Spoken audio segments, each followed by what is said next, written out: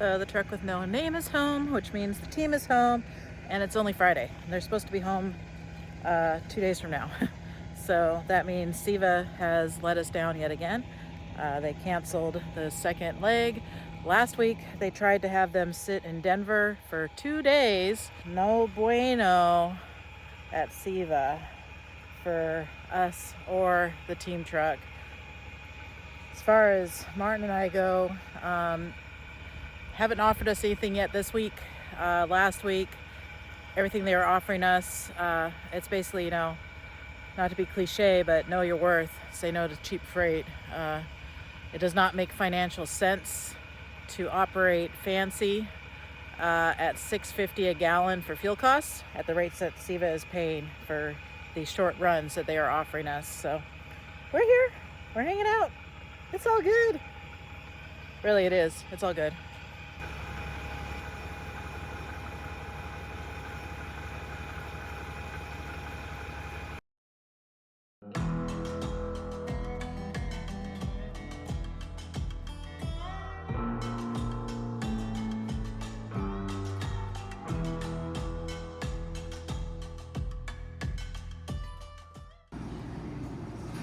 Shh, don't tell Alice I put her roofies in her drink. I wonder if Richard Rawlings is over there going, woo, woo, woo.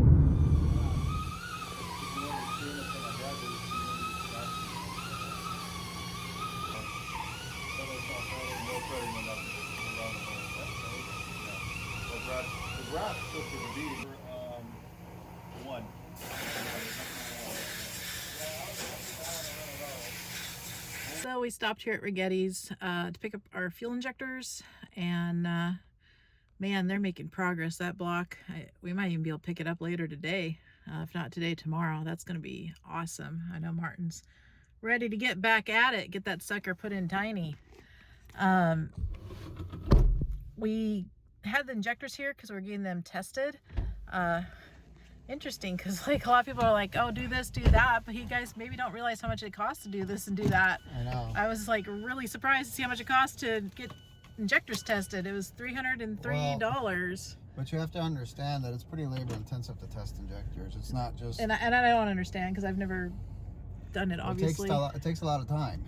So I was just really surprised. So the results are in, and... So all the injectors are technically failing. Could we still run them?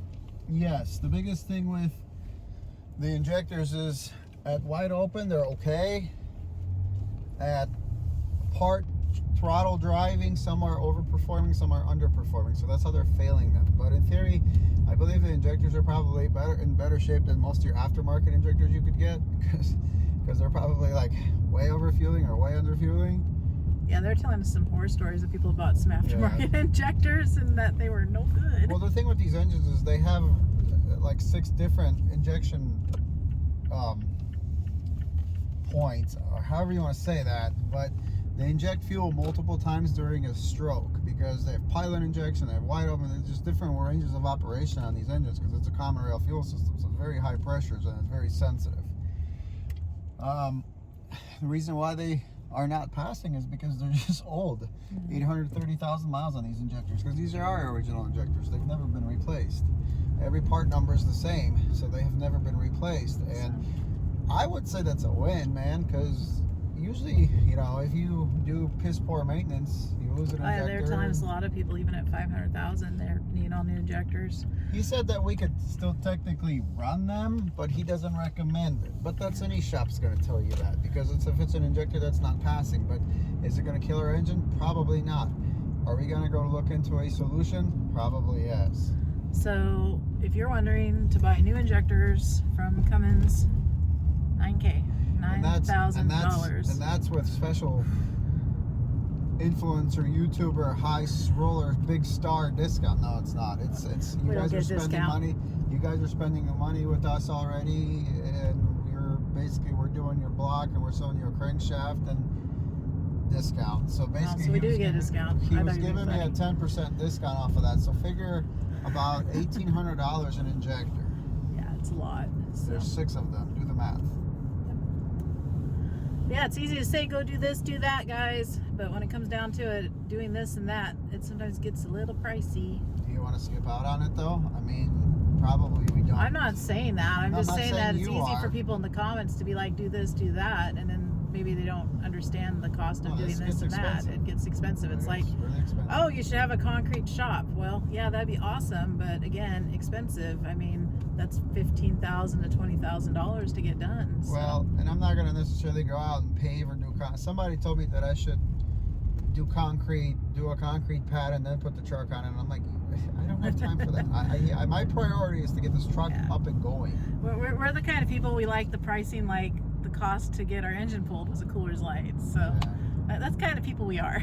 Unfortunately, we like a deal. Some things you can't do yourself, like machining. That's why the engine had to come here.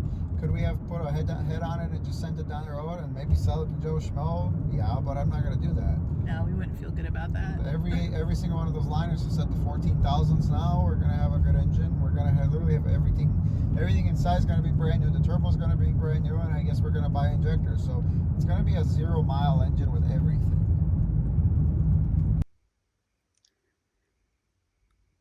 Don't you hate it when someone parks and leaves the steering wheel like this?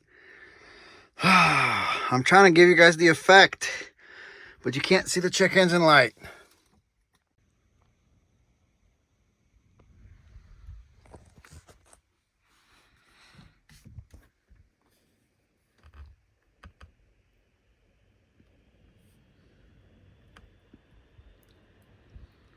Let's see what we got going on.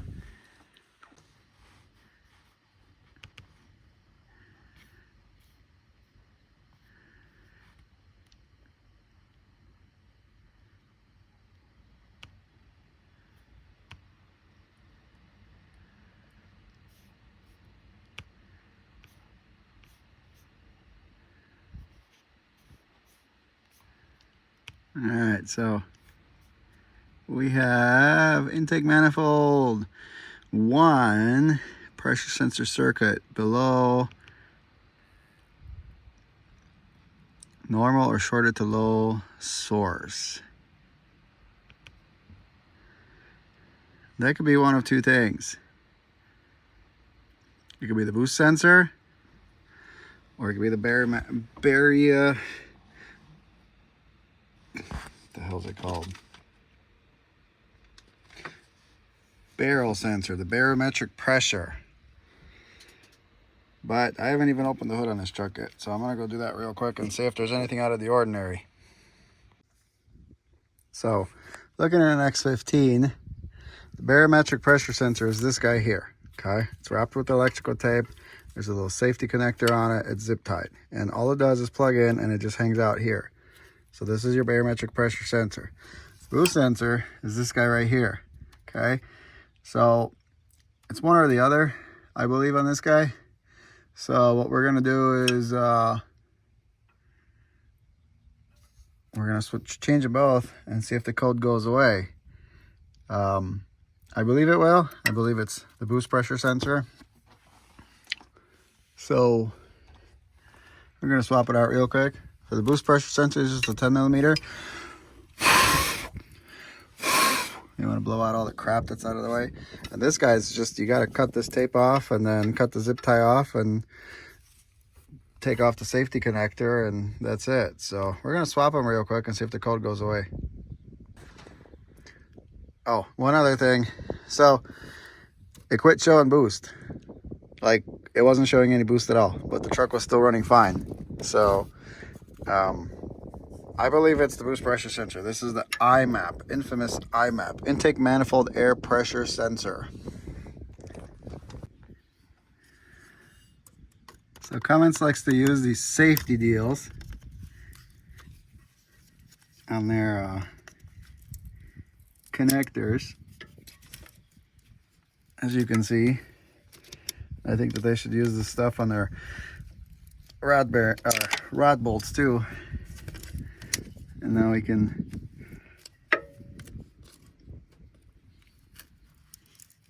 so what I like to do with these guys is just kind of push from the back. Usually they'll pop up because sometimes there's not enough room to stick a screwdriver blade. See how it pops out? And that's your safety. And now you can push this down and it'll open the connector. Now, this one also has this deal on it that flew off. Some do, some don't.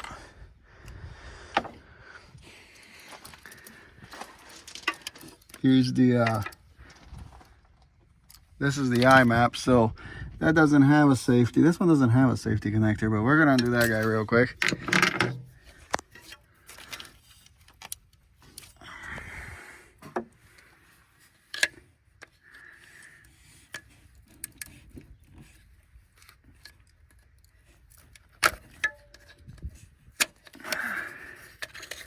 There we go.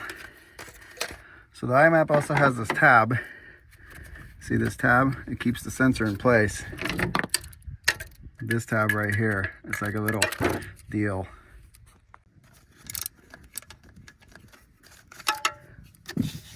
It's a 10 millimeter.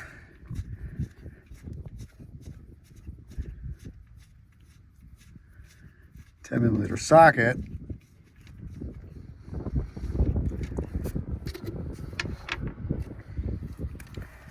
See, this is the little locating tab for the sensor. The valve cover makes a nice placement. So you kind of want to rock this guy back and forth and it'll come out. So I've cleaned this, but you know, it still could have failed. There's some soot on it since I cleaned it. So we're gonna put it right there and we're gonna grab our new one.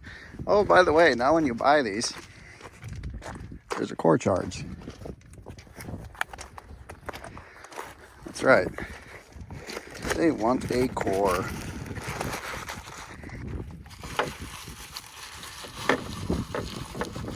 Hang on. So here's our new sensor compared to the old sensor.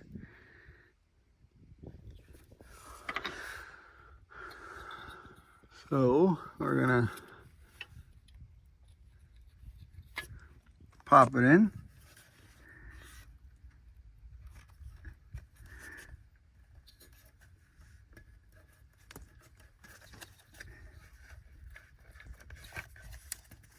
I need two hands. You lube that O-ring. See, there's an O-ring right here. The new one's green. You gotta lube that O-ring and it'll go down really easy. Put your little locating tab. This is the keeper for it.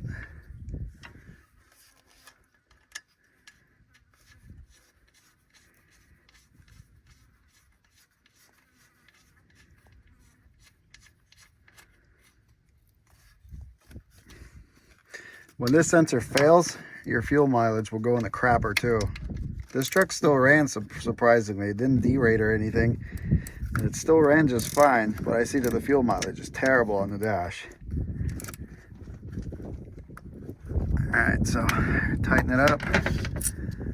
Plug our connector back in.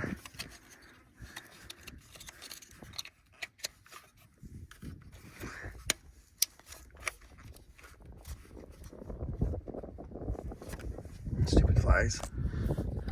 Save the old one for a core because I want a core now. Not that I want to keep it anyway if it is actually bad. So we'll do that. Make sure it's all plugged in. Now let's go see if our engine light went away.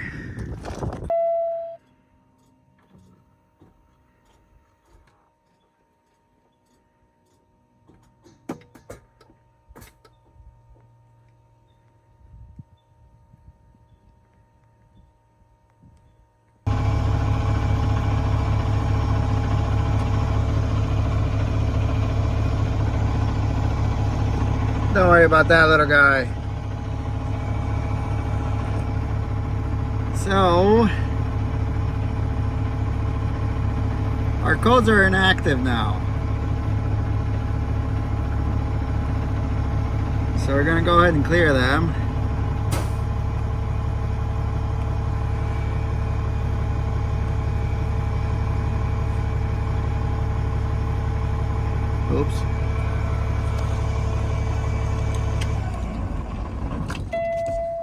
Forgot. Can't have the engine running.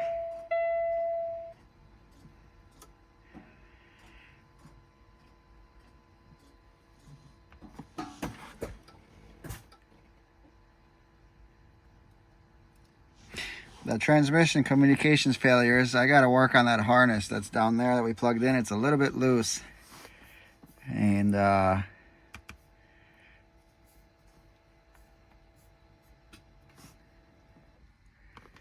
we got to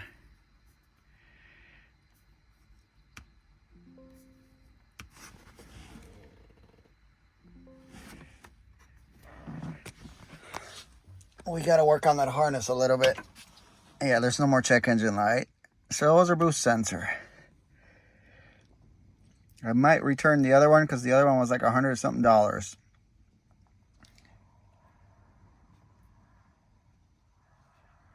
Catch you guys when this is done.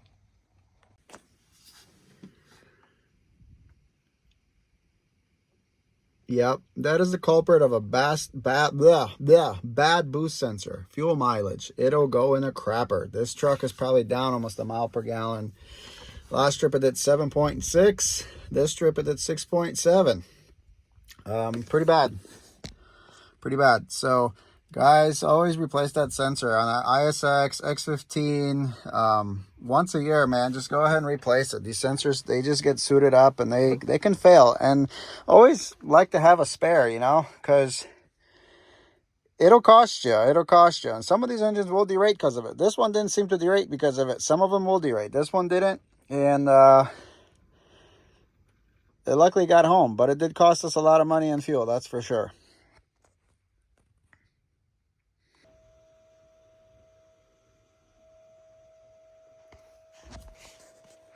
You don't have insight, you should have it. I want to tell you that, guys. Also, this has got the PACCAR virtual crap on it. Come on. What was weird is the manifold pressure, turbo boost, it disappeared. Now it's back because we replaced it. No more check engine light. Steering wheel is straight, the way it should be. We're disconnected from the ECM. I'm sorry for the glare, but the freaking sun is right behind me. That boost sensor is $87 in California. So I'm sure if you live in normal land, it's probably like 40 bucks. It used to only be about $45, $47, but not anymore. 88 bucks is what they cost. So it wasn't a barometric pressure sensor. I'm not sure if I want to keep it. Those usually likely don't fail, but maybe I should keep it just as a spare. We'll return this guy as a core because it is bad, so we don't need it. We're going to put our computer away in this nifty bag that my awesome wife got me that I love. So we're staying organized and we don't lose our inline 6 adapter again. And we are done. Let's close her on up and easy peasy lemon squeezy. We're back in business. So we're going to put this guy back together. Put our tab back in. And we need a little cover plate. The safety cover plate.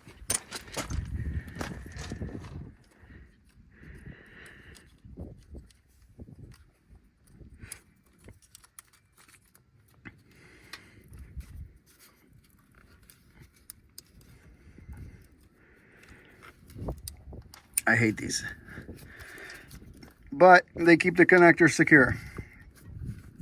So there we go. So this is your barometric pressure if it ever fails. This is your boost sensor. The reason why I bought both is, again, I didn't have my insight when this went down, and I needed to know which sensor it is, and I didn't want to, you know, I was going to meet them on, well, the whole story is I was going to meet them on Friday before they went back out, but Siva ended up canceling their load, so they came home, so that's why I'm messing with this now. But the reason why I bought this sensor and this sensor is because I was going to meet them in Sacramento and swap it out and fix it so this truck's not getting terrible fuel mileage. Now, that I have insight on it, because the camera only gives me a code, and the code tells me, well, this is what it can and can't be. And I pretty much kind of knew it was the boost sensor already, the IMAP, aka boost sensor, but it also could have been this guy. Now, I've never really seen this one fail, but that's why I bought it, just in case, because it was kind of, you know, from what the code I looked up online, it was showing me it could be that too. So I think we're okay now. I mean, I know we're okay now. And let's close her on up. And Sunday, I say Sunday, smoking a pork butt. Gonna have some pulled pork. Make sure all my tools are gone. Let's go enjoy some life. Have a drink.